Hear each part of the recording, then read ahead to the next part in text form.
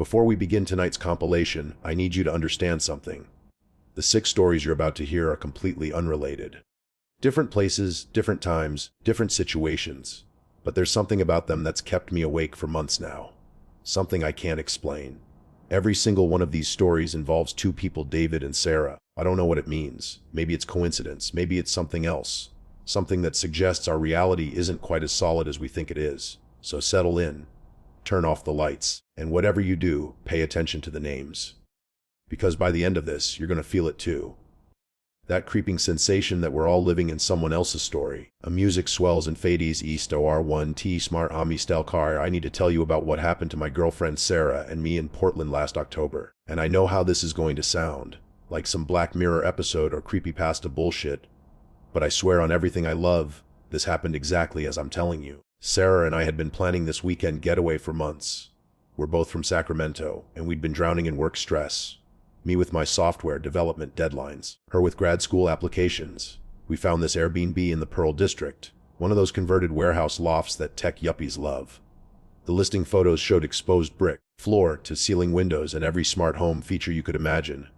"David, look at this," Sarah had said, shoving her phone in my face while we were lying in bed one night. "It's got voice-activated everything. Smart lights, smart thermostat, even smart blinds. And look, 5-star reviews. Everyone says the host is super responsive. The price was a bit steep, but we figured we deserved it. We'd been together for 3 years, and honestly, our studio apartment in Sac was starting to feel claustrophobic.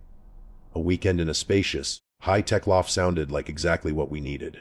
The drive up I-5 was uneventful. Sarah dozed in the passenger seat while I listened to a true crime podcast, which in retrospect, probably wasn't the best choice. We arrived in Portland around 7 p.m. on Friday, just as the autumn sun was starting to dip below the buildings. The loft was on the 4th floor of a renovated building that used to be a paper mill or something. The lobby was all polished concrete and minimalist furniture that looked uncomfortable as hell. There was no doorman, just a tablet mounted on the wall with instructions for self-check in. "Enter your confirmation code," Sarah read from her phone. She punched in the numbers and the tablet made a pleasant chime. "Welcome, Sarah and David," a smooth, genderless voice said from the tablet speakers. "Your unit is 4B. The elevator has been authorized for your use. Enjoy your stay." "Okay, that's actually pretty cool," I admitted, grabbing our bags from the car. Sarah grinned at me with that told you so expression she wore when her ideas panned out. The elevator was one of those modern glass ones where you can see every floor as you pass it. As we ascended, I noticed that most of the units looked dark. Either nobody was home or the building wasn't fully occupied yet. The elevator doors opened directly into the loft. No hallway, no other apartments on the floor. Just a private entrance, which was listed as a selling point in the Airbnb description. The space was exactly as advertised, open concept, probably 1,200 square feet, with that industrial, chic aesthetic that's everywhere these days. The kitchen had those matte black appliances that probably cost more than my car. The furniture was all mid-century modern, carefully curated to look effortless. But what really struck me were the devices. There was an Echo in the living room, a Google Home on the kitchen counter, a Nest thermostat on the wall, smart light switches everywhere, a Ring camera pointed at the door, motion sensors in the corners. Even the TV was one of those Samsung ones with Bixby built in. "Jesus," I muttered, setting down our bags. "It's like a Best Buy showroom in here." Sarah was already exploring, opening cabinets and checking out the bathroom. "David, there's a smart toilet!" "It has a heated seat and a bed it function." "Of course it does," I said, walking to the windows. The view was actually spectacular. You could see the Willamette River and the Fremont Bridge lit up against the darkening sky. That's when I heard it. "Good evening, Sarah and David. Welcome to your home away from home." I spun around. The voice had come from the Echo in the living room, which was now glowing with that blue ring of light. "The temperature is currently set to 72 degrees. The voice continued. "Would you like me to adjust it?" Sarah came out of the bathroom looking slightly startled. "Did we activate that?" I shook my head. "Must be set up to greet guests automatically. Pretty standard for these smart home systems." But even as I said it, something felt off. We hadn't said the wake word. We hadn't touched anything. "I'm going to disable that," I said, walking over to the Echo. I'd worked with enough of these systems to know how they functioned. There should be a mute button somewhere. "I wouldn't do that, David." I froze. The voice had come from the Google Home this time, in the kitchen. Sarah looked at me, her smile faltering. "Okay, that's weird. How did it know what you were about to do?" "I don't know." I walked to the Google Home looking for its controls. These things are supposed to respond to wake words or physical interaction. They shouldn't just start talking. Maybe the host is watching through the Ring camera, Sarah suggested, though her voice had taken on an uncertain edge. Like remotely monitoring to make sure we got in okay. It was a rational explanation. Overly helpful Airbnb hosts weren't uncommon, but something about it didn't sit right with me. The Ring camera was pointed at the entrance. The host wouldn't be able to see me walking toward the Echo from that angle. I decided to test something. I opened the Airbnb app on my phone and sent a message to the host. Hey, we just arrived. Quick question, are the smart home devices set to auto respond? They seem to be activating without wake words. The response came back almost immediately. I don't have any smart devices in that unit. The loft comes with a thermostat and a TV, but everything else should be disabled. Is something not working? I showed the message to Sarah. Her face went pale.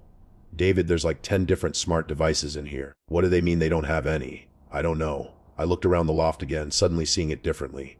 The Echo, the Google Home, the Nest thermostat, the Ring camera. They were all high-end, recent models. Not the kind of thing someone would abandon in a rental property. Maybe the previous guest left them, Sarah suggested weakly. All of them.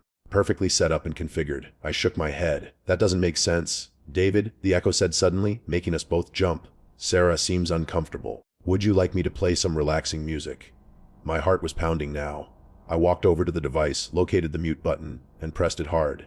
The light ring turned red, indicating the microphone was disabled. For a moment, there was blessed silence. Then the Google Home spoke. That wasn't very nice, David. Sarah grabbed my arm. David, I don't like this. Let's just go. We can find a hotel or something. Part of me wanted to agree. But another part, the rational, problem-solving part that had made me good at my job, wanted to figure out what was happening. There had to be a logical explanation. Someone's messing with us, I said, trying to sound confident. Maybe it's a prank by the previous guest. Or someone hacked into these devices remotely. It happens. There are whole forums dedicated to it. I pulled out my laptop and started doing what I do best, troubleshooting. I connected to the loft's Wi-Fi network and ran a quick scan. The network was named Pure Loft 4B and was password protected, but I'd been given the password in the Airbnb welcome message. What I found made my blood run cold. There were 15 devices connected to the network. The Echo, the Google Home, the Nest thermostat, the Ring camera, the Samsung TV, smart light bulbs in every fixture, motion sensors, door sensors, even the fucking toilet. But that wasn't the worst part. There were 2 more devices on the network. 2 phones. One was labeled David's iPhone, the other was labeled Sarah's iPhone. But our phones were set to not automatically connect to new networks. We hadn't joined this network yet. Sarah, I said slowly, did you connect your phone to the Wi-Fi? She pulled out her phone and checked. No, I haven't even looked at it since we got here. Why? I showed her my laptop screen.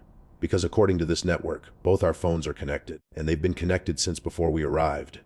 The silence that followed was deafening. Sarah's face had gone from pale to ashen. How is that possible? She whispered. It's not, I said. Unless someone cloned our phone IDs or, I don't know, Sarah. This doesn't make any sense. That's when the lights went out. All of them, simultaneously. The loft plunged into darkness, lit only by the glow of the city outside the windows. David. Sarah's voice was tight with fear. I'm right here. I reached for my phone to use as a flashlight, but before I could unlock it, the lights came back on. Except they weren't normal. They were red. Every smart bulb in the loft was now glowing a deep crimson, bathing everything in that horror. Movie light that makes everything look like it's soaked in blood. This is not fucking funny! I shouted at the room at whoever was doing this. We're leaving. Right now. We grabbed our bags, didn't even bother repacking. Just shoved in what we could reach. Sarah was crying now, quiet sobs that broke my heart. I was supposed to protect her. I'd promised her a nice weekend, and instead I'd brought her to some kind of fucked up smart home nightmare. We headed for the elevator. I pressed the button. Nothing happened. I pressed it again. And again. David, came that fucking voice again, this time from the Samsung TV, which had turned itself on. Sarah, where are you going? You just got here. On the TV screen I could see us. A live feed from the Ring camera. We were standing by the elevator, bags in hand, looking terrified. But that wasn't what made me want to vomit. In the feed, behind us, standing in the living room of the loft, was a figure. Tall, dark, humanoid, but somehow wrong. It was just standing there, perfectly still, watching us. Sarah saw it too. She screamed and spun around. The living room was empty. It's not there, I said, my voice shaking.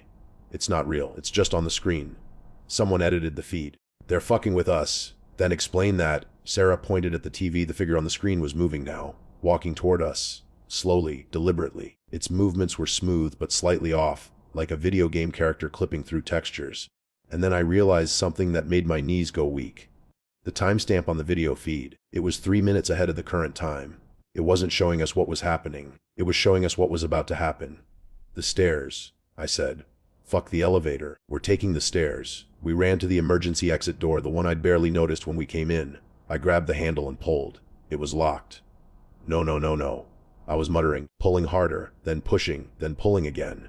Fire codes said these doors couldn't be locked from the inside. It was literally illegal. David. Sarah's voice was barely a whisper. Look at the TV. I didn't want to.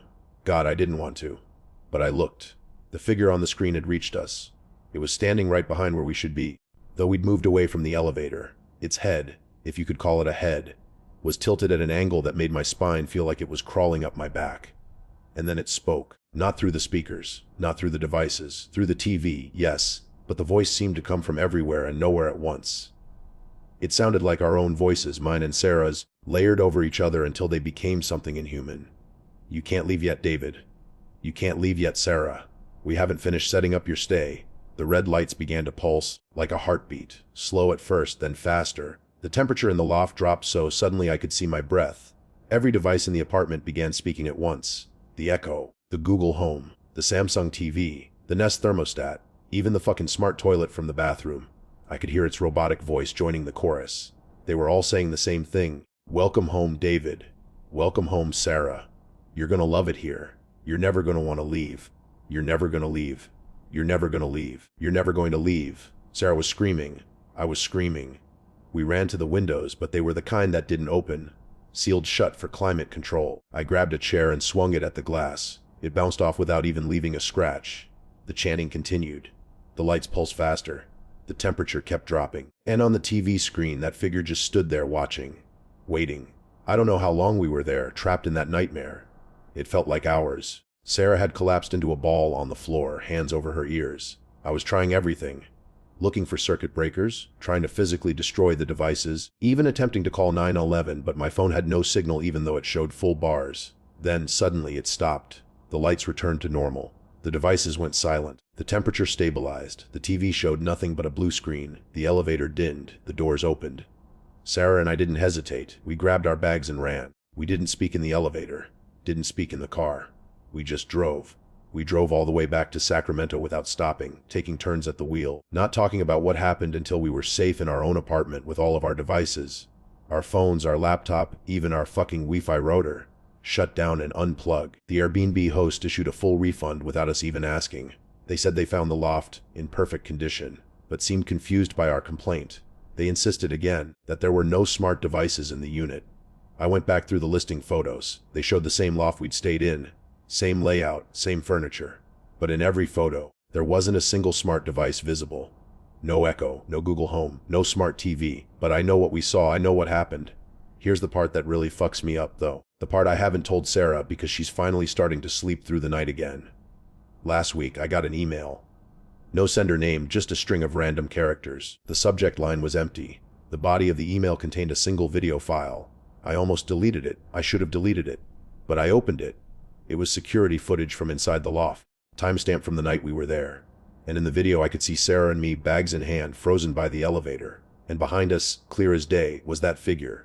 Not edited, not a glitch, actually there in the room with us. The video was only 10 seconds long. At the end, the figure turned to look directly at the camera, and underneath where its face should have been, text appeared, "Come back soon, David. Come back soon, Sarah. Your home is waiting." I deleted my email account. Bought a new laptop, but I still wake up sometimes in the middle of the night, and I swear I can hear that voice. That chorus of our own voices, layered and wrong. Welcome home. You're never going to leave. We never went back to Portland. We probably never will. But sometimes when I'm lying in bed, I can feel it. Like we left something behind in that loft. Some part of ourselves that's still there. Trapped in that smart home hell, living out an endless loop. And the worst part, sometimes our devices here, in our own apartment. The ones we eventually had to reconnect because, let's face it, it's 2024 and you can't really function without them. Sometimes they activate on their own, and when they do, just for a second I hear that voice.